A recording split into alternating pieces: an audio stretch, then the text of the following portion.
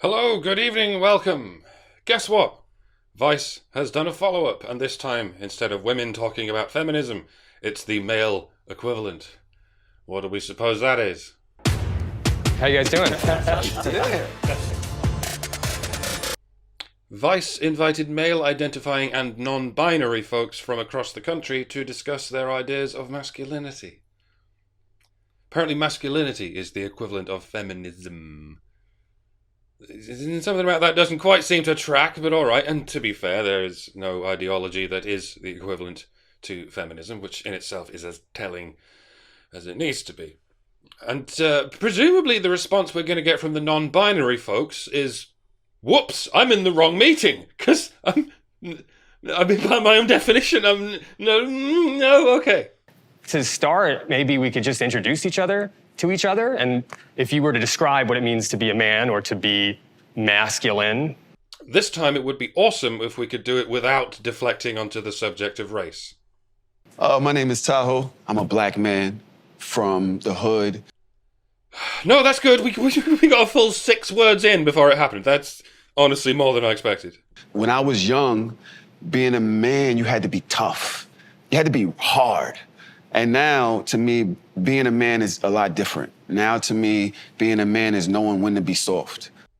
It's when you're not in the hood, right? I'm really struggling not to do a dick joke here, and I guess I just did. Knowing that you don't always have to run the charge. You can actually listen. Yep, and you can listen soft or you can listen hard.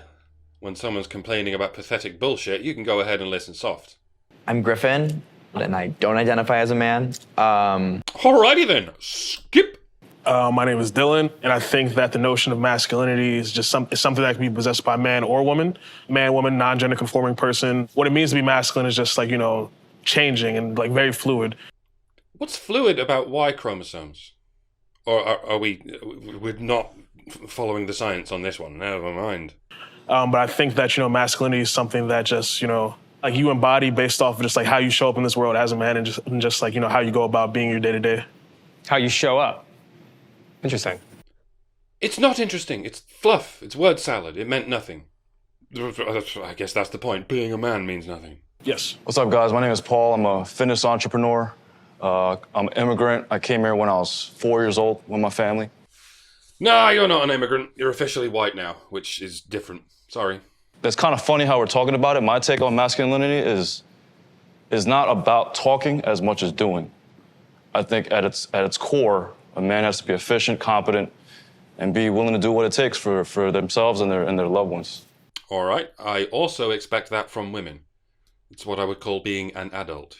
But that's what man originally meant. It's all very confusing. I was not always a good man. I was not always what you would call a healthy masculine man. And so as my life has changed, I've identified 5 points that I think make a truly masculine man masculine. Oh, God, he's one of these. Okay. I think point number 1 is a man who walks with God. Okay, that's easy enough. All you need is acid. Lots of it. Point number 2 is a man who stands on principle. Again, that should apply to all adults. All people, actually. That's kind of what principle means, at least in principle. Point number 3, which is a masculine man, is self-sacrificing. So someone who is willing to sacrifice for point 4, the people that he leads. A true man is a leader. Not every man can be a leader, or there would be no men to be led. Not every man can be self-sacrificing, or there would be no men. These are certainly things that men do, descriptively, but they're not things you have to do to be masculine, like prescriptively. Just something to bear in mind when someone is emotionally blackmailing you into sacrificing yourself. Don't fall for it. And number 5, a masculine man is never a coward. Yeah, see above. If your knee-jerk reaction to being called chicken is nobody calls me chicken, you're just showing people how to push your buttons. Say it with me. He's an asshole. I think what it means to be a man is responsibility. As a man, it can come with a lot of power, and with great power comes great responsibility. Spider-Man, see what you're doing there. The thing is, men are not superheroes. A lot of them really don't have all that much power, especially not over women. Women aren't superheroes either, but the government is a supervillain, and it is not on your side. Modern society is not on your side as a man, and you shouldn't be taking responsibility for it. James, Well, my name is James Killen, former United States Marine turned Air Force officer. Got a couple combat tours, but I'm also a father of 3 girls who mellowed me out. They're not teenagers then. The idea of masculinity is something that I find interesting because it is changing. Is it though? Or is it the attitudes towards it that are changing? And is that necessarily a good thing? And I can actually see those changes in myself. And I think that's one of the reasons why I wanted to do this panel. Thanks for your service. Yes, thank you. Thank you for being led. Thank you for not being sacrificed. You are still masculine. IMO. I think my idea of a real man is, someone that gets the job done, and provides and all that. I don't even know what that means anymore, but yeah, no one does. Yeah, I don't know. It's changing every day. How do you think it's changing? No, it just seems like everything is changing every day. It's like a new world order. You didn't vet the panel for possible Alex Jones fans, did you? This could get spicy. So I don't, I have a hard time keeping up with stuff, so I feel like tomorrow it's going to be something else, and people are going to comment and be like, you're wrong, it's this now. Yeah, some call it progress, but it's not. It's chaos. We're being thrown into chaos. It is hard to talk about some of this stuff because you feel like you might say the wrong thing. Uh-huh. Anything you say, even if it's right today, could arbitrarily become wrong tomorrow and your life will be over, through no fault of your own. That's what it looks like when you're powerless. Whereas those feminists on that other panel, everything they said was wrong. Completely wrong. But they say it all without a care in the world because there are no consequences. You're allowed to be completely wrong as long as your conclusion is women are victims. That's what it looks like when you're privileged. It's visible. I'm not really masculine myself, so I feel like I'm like the wrong person to ask. Maybe the right person to ask. Maybe you are the right person to ask. You have humility, which is a virtue as far as I'm concerned. It's a pretty good indication that you're not narcissistic. The wrong person to ask has already been asked and summarily skipped. What it means to be a man is to be a adult human male. Based! Wasn't expecting that. Foo-yo. That's sort of a very formal definition, but I think that might be a good place to kick off because there's a lot of talk, of writing, of research these days that says there's a crisis in masculinity. Is there a crisis in masculinity? And if so, what is that crisis? Feminism. The thing that I see is a lot of deconstructing generational trauma. The be a man, boys don't cry, this, that, and the other thing. Is that trauma? That doesn't sound like trauma. The whole, you're good for nothing, you're responsible for all the suffering in the world, now go get your dick cut off, that sounds like trauma. Boys don't cry, it seems to be the thin end of the wedge, if anything. And I think that's actually one of the reasons why we see it as a crisis, because we're actually trying to redefine what it means to be a man, and none of us have any idea. Were you not listening? One guy had 5 pre-prepared bullet points as to what it means to be a man. One guy very confidently summarized it as being an adult male human. They have very clear ideas about it. It's you who has no idea, so maybe you need to listen, like the first guy told you to. I think that historically, being a man was rooted in patriarchy and misogyny.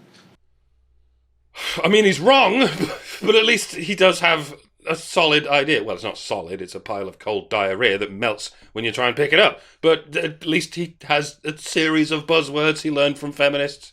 A bad idea is worse than no idea, but it is an idea. And now we realize how harmful that has been over the years. And so we don't really know how to define where we're supposed to be. I'll help you out, shall I? You're fine where you are. Don't let yourself get pushed around by all this man-hating nonsense. And I think the reason, as they're saying, is a crisis is because the box has gotten so small for just being, say, straight. It's just for being male. Gay men get it too. Focus. Just being a hetero, right? Because if you do anything, women judge you. What do you mean anything? He means anything. Literally anything. Even the shit they tell him to do. if I dance a certain way, or if I wear my hair a certain way, if I dress a certain way. They go, real men don't do that. Real men don't do that. And so you get scared to move a certain way because you don't want to get judged or outed out of the accepted part of your community. He's not as wrong as I thought. A little bit confused, but he's not out of line. Except where patriarchal conspiracy theorists are concerned, then he's always out of line. I feel your pain, brother. May I call you brother? It would be helpful if I could. And I think that kind of has us in an uproar, and we don't know where to be. Like, where's the safe place to be for men now? You know what I mean? Women. The only safe place for a man to be is in a woman's body. That could mean being a trans woman, or it could just mean, not being an incel. And it's kind of disturbing. Yep. I was what you would call a toxic masculine male growing up. And I had good men that sewed into me, they gave me good advice, but I never found manhood or never understood my place as a man until one day I humbled myself and I gave my life to the Lord Jesus Christ. And I'm telling you right now, walking with God changed my life forever. All right, good for you, but not everyone can solve all their problems with acid. This is all I'm saying. Learn to rely on yourself.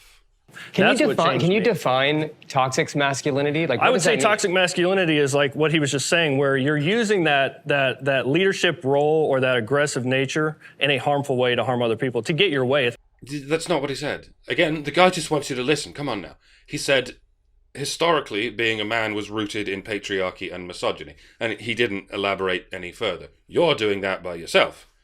And there's no need to come up with justifiable definitions of patriarchy, misogyny, or toxic masculinity. They are just buzzwords used to control you, to cut you down. They're not just buzzwords, they're buzzsaw words. So you're not doing yourself any favors by giving them more teeth. So the biblical structure for manhood is very humble. It's self-sacrifice. It's not self-motivated, but it is motivated by principle and standing on what's right. So there is a clear-cut vision for manhood in the Bible that I live by, and I think our culture used to live by, and I think our culture has lost its way. Fine. If this was 12 years ago, I'd be arguing with you about that, but nowadays we really need to stand together because we all have bigger fish to fry. I'll bring the fish, you bring the loaves. How about that? I think everybody sort of has a different definition of toxic masculinity. I don't find masculinity toxic in and of itself, but I do believe in bad men, and bad men exist. But does that mean every man is toxically masculine? No. I don't even believe in bad men. There is bad behavior, there is toxic conduct, there are nefarious attitudes, there are downright evil deeds. Those are the things we need to address. This is how adults talk, as far as I'm concerned. Bad man is how children talk, and it's unhelpful. Not a popular opinion, I know. When you're talking about a crisis on masculinity, I think that there's a lack of understanding there. So it's like masculinity, being masculine isn't toxic. It's just like there are portions of it that you can dive into that make it toxic. Like patriarchy theory. Because I think a lot of what we think of masculinity is tied into patriarchy, right? Which is to say, like, for the longest period of human history, like, men dominated women and got the lion's share of stuff. They are the lions. They go and get the lion's share and they bring it back for their cubs and the females, which isn't how it works with lions, funnily enough. It's the lionesses. Never mind. I think a lot of times some people make masculinity into a caricature, like it has to be this alpha bro tough guy. Exactly. And I find the low-key guy who, is a really great father and a great husband and maybe not like drinking raw eggs every day.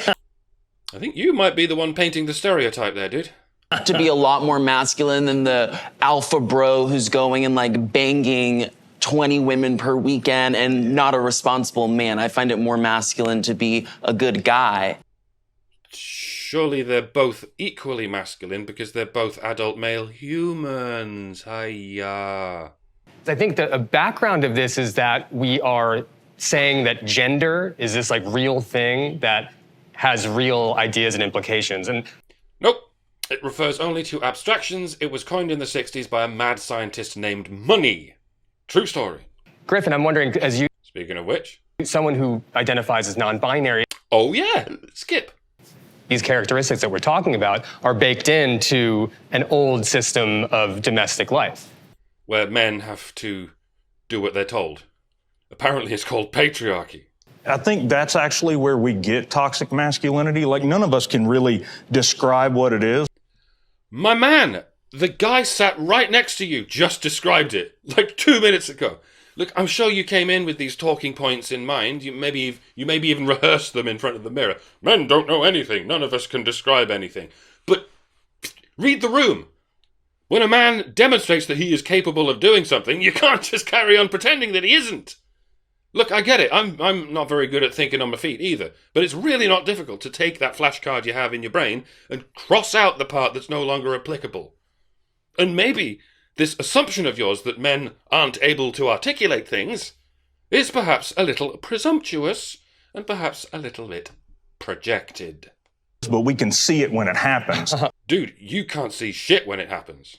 And I think that's what we're fighting is as a civilization at the moment, is the desire to put 7.5 billion people in specific boxes so that we can have some sort of predictability or stability in our lives. The predictability is already there. It is nature who puts us in male boxes or female boxes. These boxes are different by design, though I wouldn't call it intelligent design.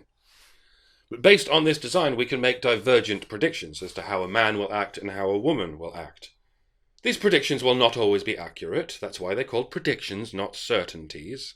One can make more accurate predictions on how men at large will act and how women at large will act. The larger the sample size, the more robust the data. But such predictions can still be counterintuitively inaccurate, as the Norwegian gender paradox illustrates. The more options you give women, occupationally, the more they narrow down their choices to things like nursing or teaching, rather than things like engineering or labouring. The moral of the story is don't make predictions based on patriarchy theory. It is a load of shite. As such, it's wrong to even call patriarchy a theory. It is a comprehensively debunked conjecture. You're much better off just using your own common sense. Not only does it have a better track record, but it too is part of the design. I was an emotionally abusive young man in my 20s because I had an idea of what my wife should do. You had an idea of what your wife should do. Did she have some idea of what you should do? Like, I don't know, let's be faithful to each other? I don't think that's emotionally abusive, friend. I think that's called a marriage. And it caused a lot of stress. Why were you the way you were? You know, I had a lot of anger. I had a lot of pent-up rage. I had, some combat stress that I had to deal with also that I wasn't dealing with because men don't show emotion. Whereas women can just shrug off their combat stress. Is that right? You just put yourself in a box, didn't you? A box into which you would never put women. Holding yourself to a standard is like putting yourself in a box. They're just different descriptions of the same thing. And it's fine within reason. If nobody had any boundaries, we would all be living in chaos. But when one class of citizen lives in a tiny box and another class of citizen is free to roam around without any boundaries, what's that called? I don't know. I can't think of any good words for it, but the most popular euphemism is double standard. There is a social construct that benefits men. What, the way we hold them to standards to which we would never hold women? I mean, it can certainly build character. If you want to bring about any change, the solution is to give men a fucking break from this batshit conspiracy conjecture you call patriarchy. And so the responsibility that I've learned as I've gotten older is learning how to not enforce my power, learning over women, over people. Well, I hope that's for your own sake. I hope that's just you putting a cap on it where you want to put that cap, for the sake of your own standards, your own peace of mind. I really hope you're not doing it to appeal to women, refraining from demonstrating power in order to appeal to women, because you must know that it won't. Women love men's power, and they love that power to be demonstrated. And I don't just mean love in a sexual way. They respect it. There's nothing they respect less than a weak man. Even the feminists who tell you to be more sensitive and vulnerable will not respect you for being so. They will not congratulate you for it, and they certainly will not be attracted to you for it. All you're doing is apologizing for yourself. And you should not apologize, especially when you've done nothing wrong. All that does is put blood in the water so the rest of them can smell it. But if you're genuinely just not all that bothered about throwing your weight around, or if you simply refuse to be cowed into being defensive, then don't. Just get on with your life. He's an asshole. You're saying that role gives men more privilege, like an advantage and privilege. I'm saying that it is more self-sacrificing. I do not have free time. I do not have hobbies. I do not wake up during the day and do what I want to do, ever. My brother in Christ, reading books is a hobby. And the Bible is a book. A book with 1 or 2 lessons about humility. Am I wrong? What privileges are you referring to? Like, what privileges do men have? Good question. We've constructed this entire society to benefit us. Yeah, but what barriers, though? Break it down, like what privileges exactly? Like, we talk about the wage gap. Men work harder. That is not a male privilege. Or if you look at Roe versus Wade. The federal government can no longer force state governments to perform abortions. That is not a male privilege. Men controlling women's bodies. But the federal government, and the women in it, can force men to go die in a war. But don't worry, we already saved that flap of skin from the end of their 8-day-old baby dicks so women can grind them up into an exfoliating face cream. Will there be anything else? Even if there might be those privileges, they are not. There's also more men who commit suicide, more men incarcerated. And I'll just briefly show you why we're skipping what that non-male individual has to say. Men, like black men, brown men, indigenous men, queer men, trans men, etc. Those people like face oppression, they experience oppression, but it's not solely due to their identity as a man. We can't point to any disadvantages faced by women, and we can point to disadvantages faced by men, but we are nevertheless concluding that women are disadvantaged and men are not, because intersectionality. Are you getting it yet? They don't give a shit about black people or brown people or queer people or trans people. All of this is about men and women. And they don't give a shit about women either. All they are is dogmatically determined to erase men from existence. And they don't care who else gets caught in the crossfire. Say it with me. It can't be bargained with. It can't be reasoned with. It doesn't feel pity or remorse or fear. And it absolutely will not stop, ever, until you are dead. And while the rest of you are arguing about races and nationalities and sexual persuasions and how to protect the children and how to save women's identity from being erased, while you're all swiping the air trying to swat away all these tertiary symptoms that are only meant to distract you, the machine keeps grinding away at its prime directive. Because you don't give a shit about men either. That's how I can tell that this design for life is not an intelligent one. If it was, there would be a line of code in there somewhere to act as a failsafe against this engine-breaking scenario. Just a brief clause along the lines of, if open bracket channel.name equals quote male, unquote, close bracket, open square bracket, give a shit, close square bracket. That's all it would take.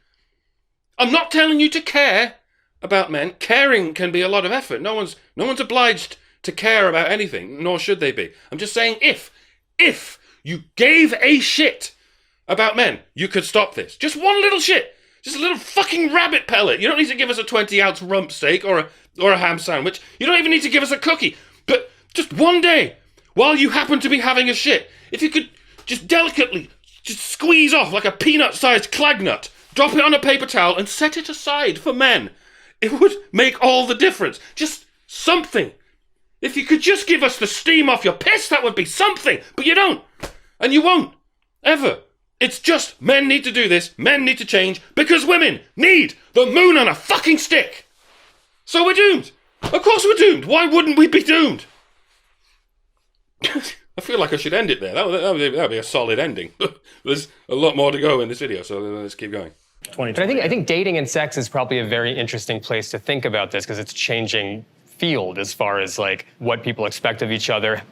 I date in New York City a lot. Dude, you live in New York City. I already feel sorry for you. Given the demographics of this panel, I'm surprised you haven't been sucker punched already. Sorry, children. See, that's what kind of joke Uncle Roger would make if Uncle Roger was authentic Chinese racist. But yeah, fuck white people. So safe to say fuck white people. That why Uncle Roger have 7 million subscribers for you. And dating-wise, there's a lot that's like asked of a man. Like first dates are like nightmares. I got a question on that, yeah. I mean, compared with the conscription and the genital mutilation, this all seems rather inconsequential, but it seems to have struck a chord with the panel, so I'll take what I can get. Dude, it's like, I'm like, what do you want? They got like a checkbox, like, are you gonna pick me up? Are you gonna walk on the outside of the sidewalk? Are you gonna open the door?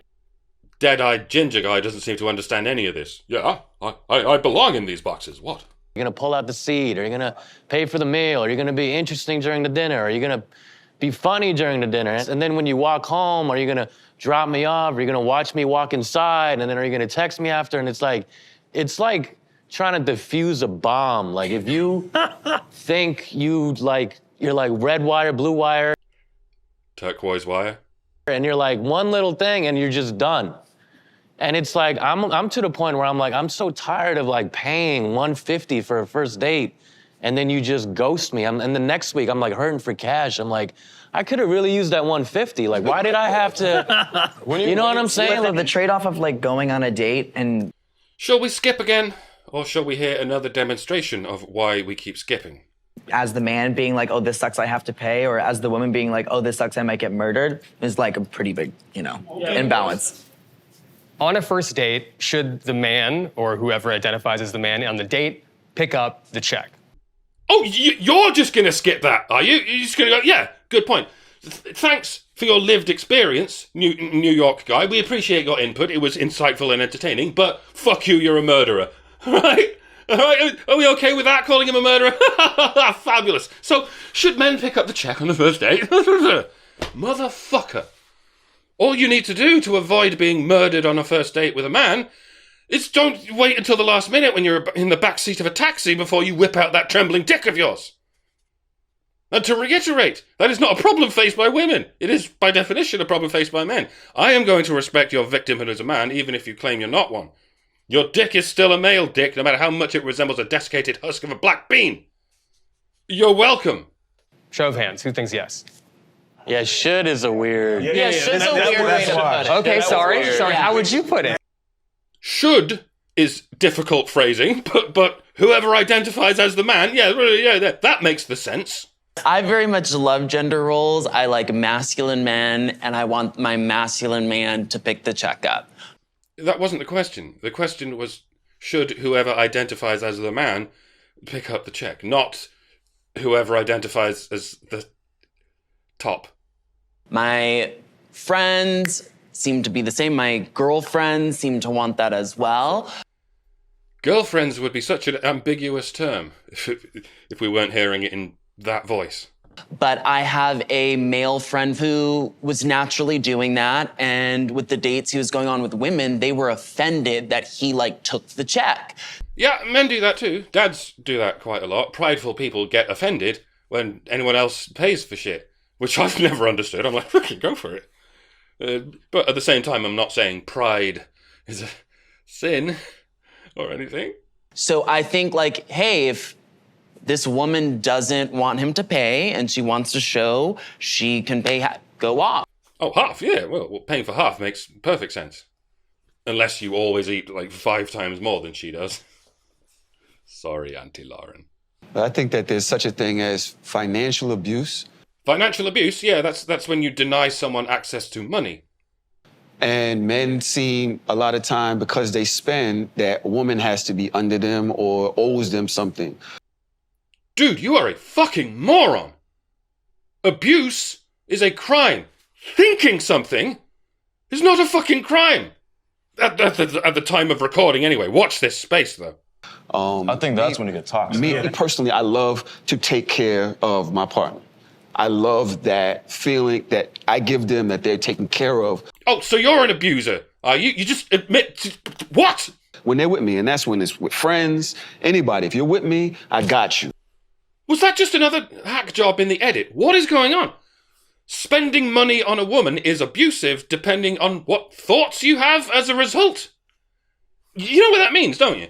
It means when a woman no-fault divorces you and you have to give her half your shit, guess what? The judge just decided that you must be thinking that she owes you because you just gave her half your shit. And that means you just committed a thought felony. So now she gets the other half and it's off to jail with your broke ass. Dude, I'm going to give you the benefit of the doubt because of how dishonestly Vice is obviously editing this. But my God, man, they're managing to make you sound like the simp to end all simps. Like that this isn't what you actually said. You could sue them on the off chance that a judge ever sees this.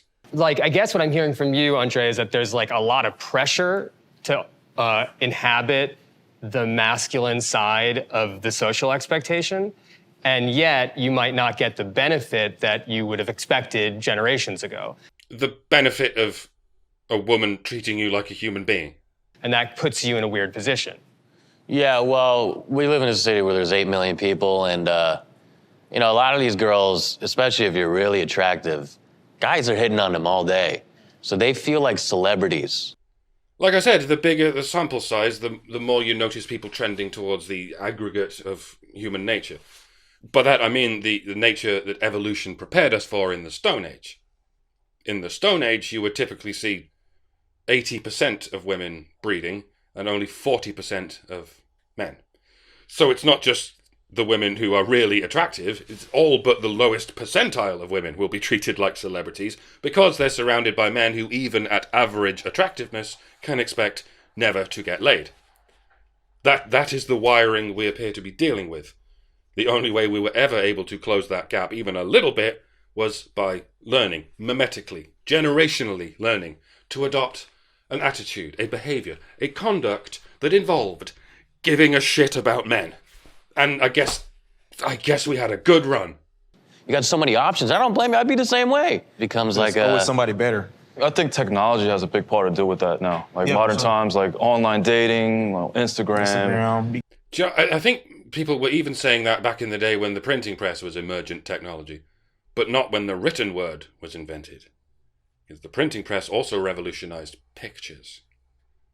A medium that can present emotive content is beneficial to women. A medium that can only present syntax is beneficial to men. I will leave that can of worms out in the open. Not successful. I think what he's saying is there's a successful. toxicity to femininity as well. Okay, I will accept both as an answer, and I will accept neither as an answer, but both might involve some Jungian shit or something. I hope your ass is prepared. There is a toxic side to both genders.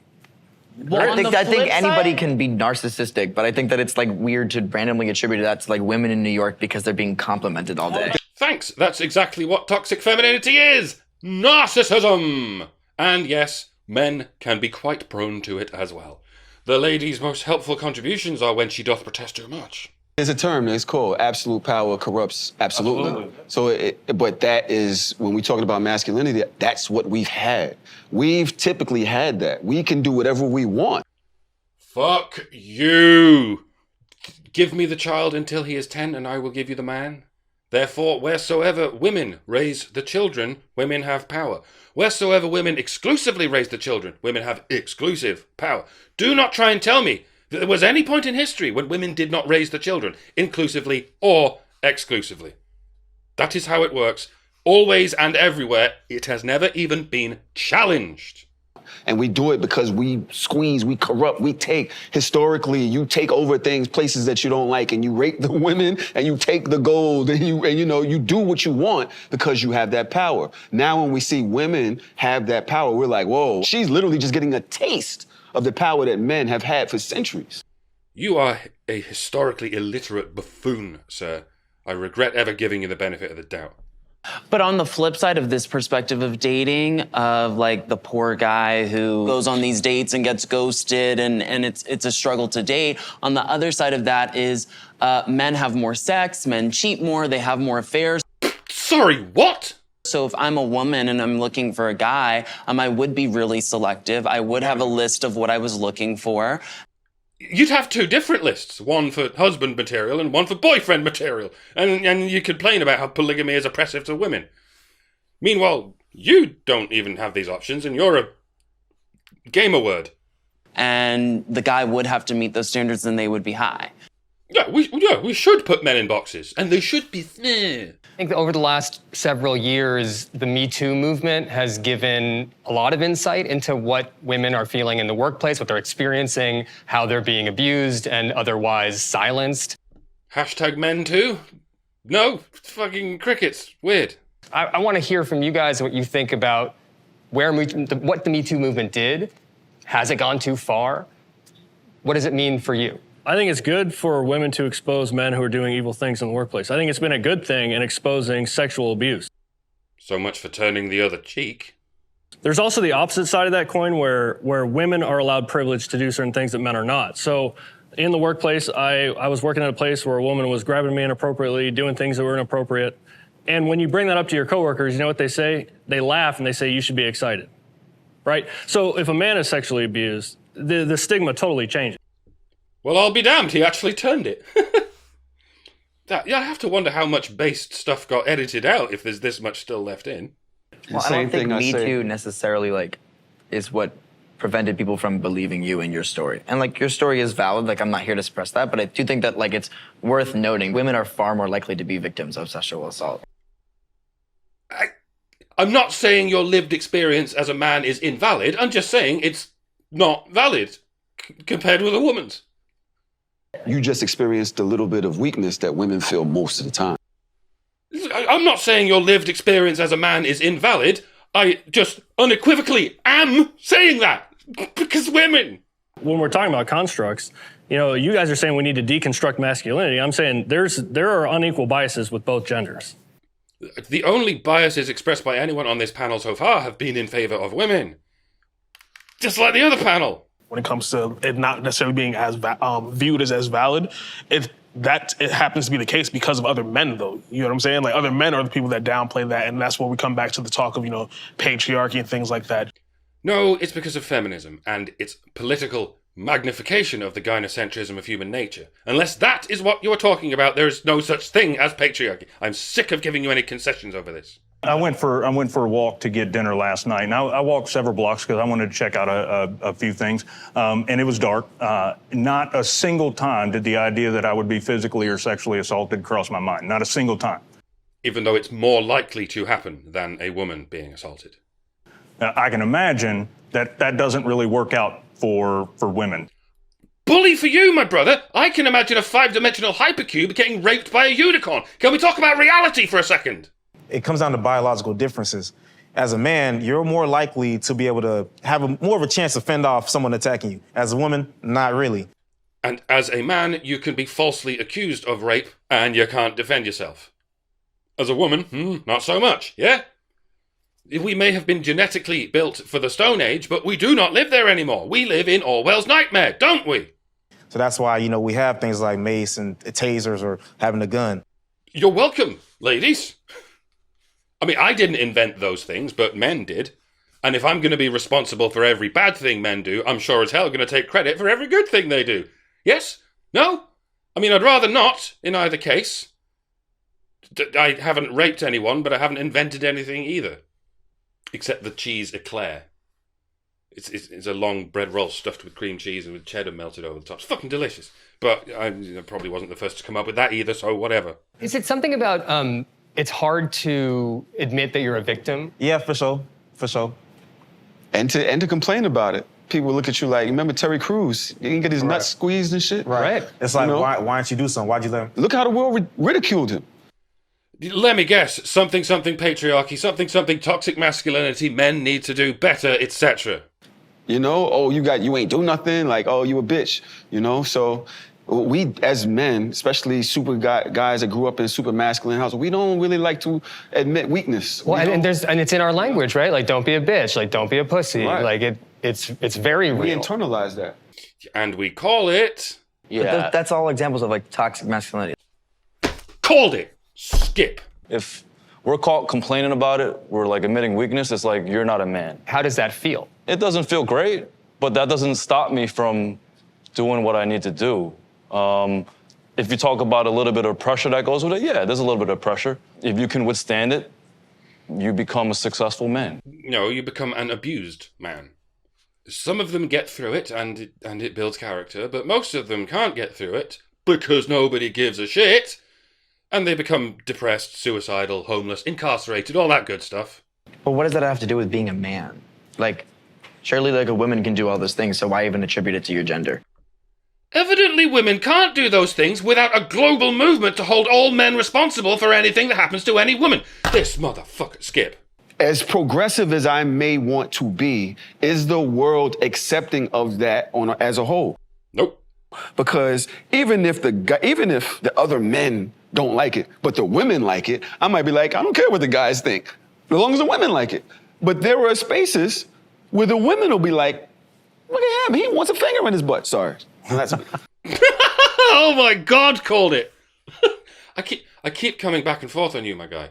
Which is just when I think you don't get it, you do get it. I'm sorry for when I've been mean to you. You do seem to be on a journey. I'm hoping I can help you on that journey, but at the same time, I'm not even sure you need my help. Just try and remember these inconsistencies you keep encountering on this journey. It's not your fault.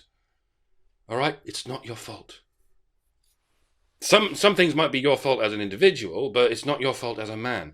Nothing is your fault just because of that Y chromosome. Nothing. Unless it's a fault in a patrilineal gene, but none of that shit is what you're talking about. You'll be fine. It also makes it hard for men to love themselves and love themselves enough to understand that they're in trouble, and I know that's something that happened in my life. It was before I did finally go to therapy and get the demons out that I needed to get out. It took me meeting a woman who actually made me want to love myself. I hear you. I hear that. But it's worth elaborating that it's not your position to love yourself. Phrasing. Position might be the wrong word. Look, you can wank yourself, and there's not many positions when it comes to that. But I'm not talking about eros. I'm talking about agape. Well, I'm not really talking about any form of love, because love seems to be something applicable between two or more entities. Loving yourself is meaningless, because love is something you give or receive, and you cannot truly give to or receive from yourself.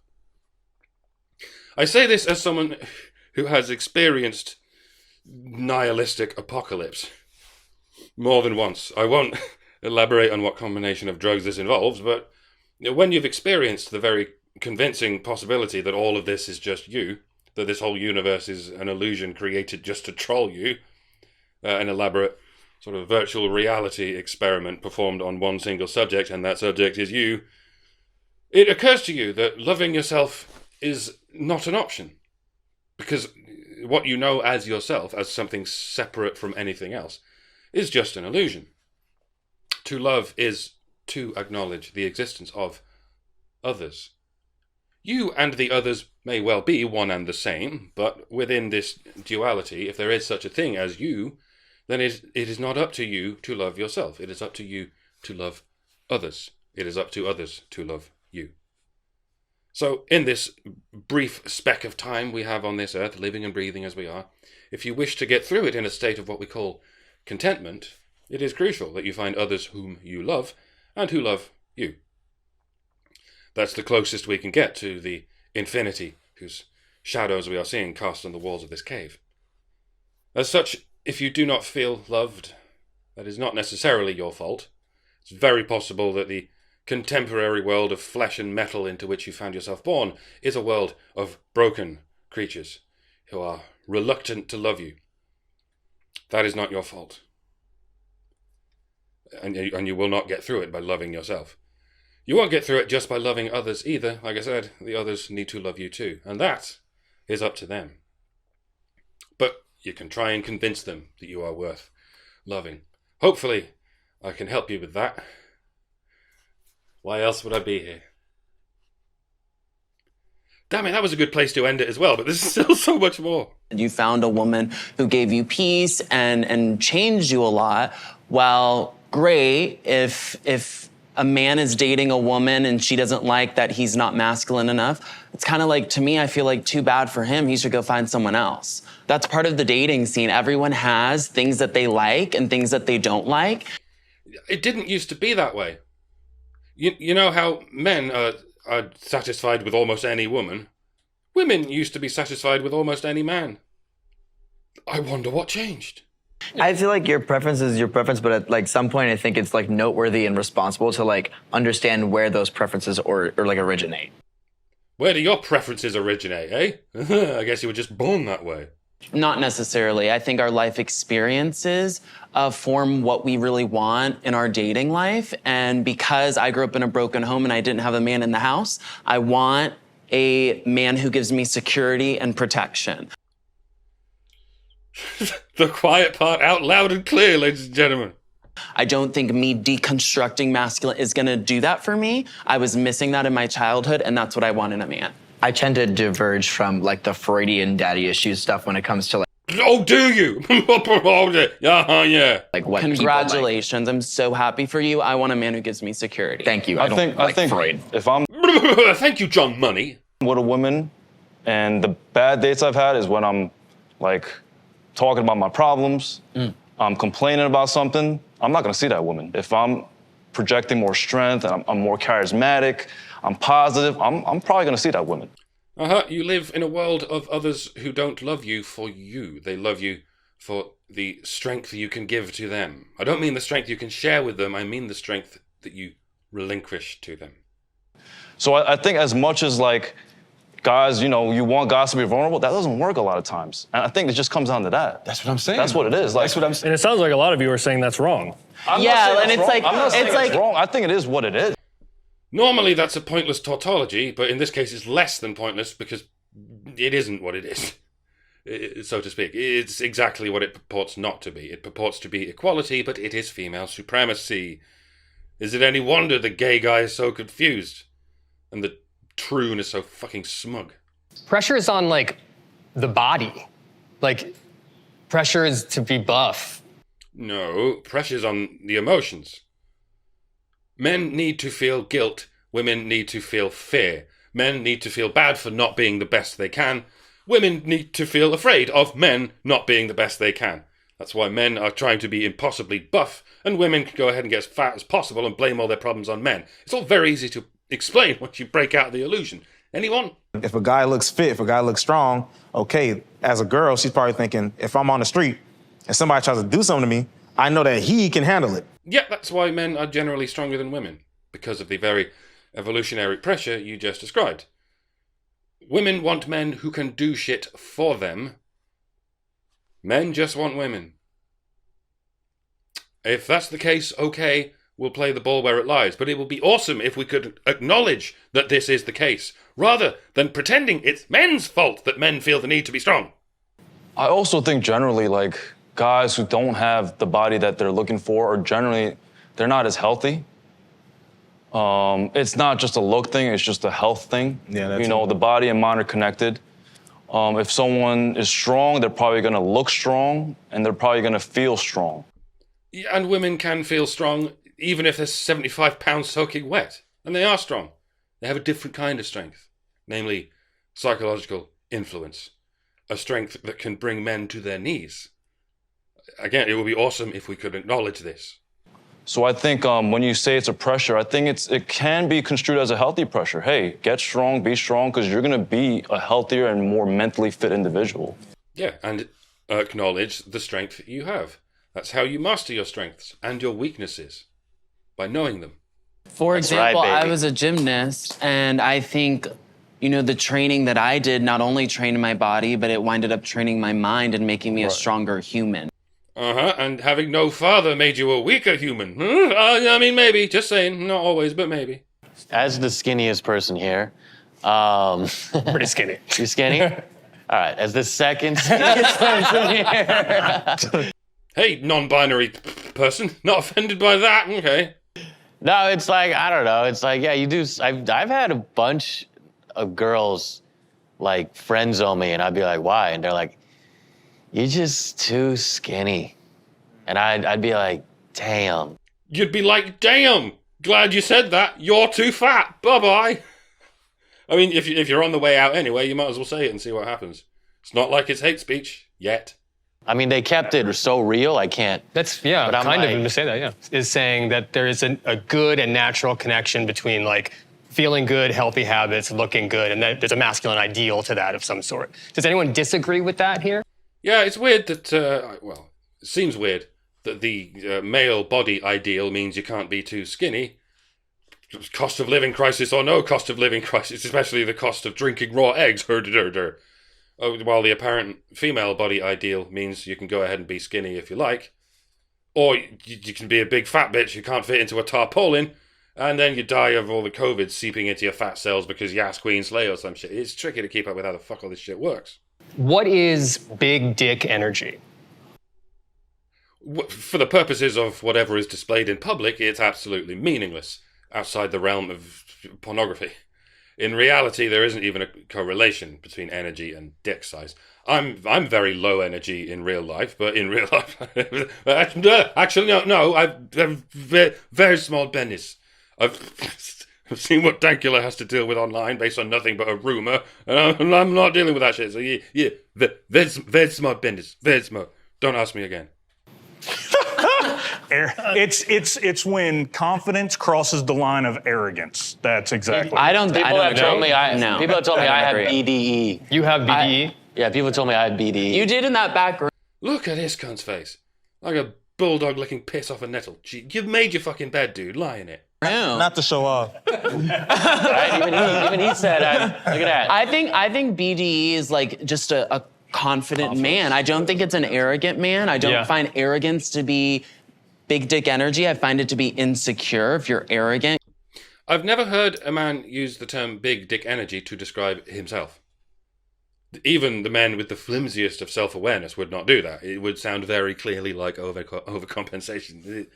It's always used to describe someone else as a way to shower rhetorical respect on someone else whose general energy you admire. You know, I'm ready and willing to say, for instance, Elon Musk has big dick energy, even though I've never seen his dick and neither of you, but you know what I'm talking about. And to repeat, I would never describe myself as having big dick energy. I don't. This is all an act. I don't even have big brain energy. I script everything and I practice the guitar. It's big hand energy. I have big hand energy because that's what I use to falsify my energy. Make of that what you will. And women do this too. They ascribe big dick energy to a guy whose dick no one has ever seen in public. It's not literal, it's figurative. Just like the term small dick energy is only used to denigrate someone else, some man you don't like, to throw rhetorical disrespect on him for expressing opinions or attributes you don't like. It's never to do with his performance in a porn video or something. It's because he has expensive cars or something. It's a recurring tactic you hear from misandrists. I can't argue against what you're saying, so I'll just body shame you for the body I imagine you having, and for good measure I'll call you an incel while I'm at it. Because the only intellectual currency I understand is sex. But yeah, men are the ones who think about sex every 7 seconds. As we've already discussed, it's quite typical for people to tally a man's worth by his size. A man's mind is not worth noting, because he basically doesn't have one, even though it's called men's rear. So a man's worth, much like meat, is measured by the ounce, both above and below the belt. But rest assured, women are the ones who are objectified. Women are the ones who are seen as a mishmash of body parts. You hear the whole saying, like, it's better to be a warrior in a garden than a gardener in a war. Can't say I've heard that phrase before, but I have to say, metaphorically speaking, I think I am a gardener in a war. And I'm fine with that. Because a gardener doesn't have to take any experimental fucking injections. Well, George Orwell said, Are you really going there, my jogger? You of all people. said people sleep peaceably in their beds at night because rough men stand ready to do violence on their behalf. Specifically, men. Women won't do it. I mean, neither will I, so please, love the men who will do it. I'm fine. I'm already loved by you guys. Thank you, by the way. I think that's a big thing, but the key is to be ready, to have the ability, and also the humility and the confidence to not use it unless it's absolutely necessary. Agreed. And I think men have that instinct already. That's what an instinct is, isn't it? It can be learned, but in some cases it's already there, so you don't need to fuck around with it, lest you find out. And I think the unique thing about human males is not their propensity to protect females. I think that's very common in mammals, especially primates.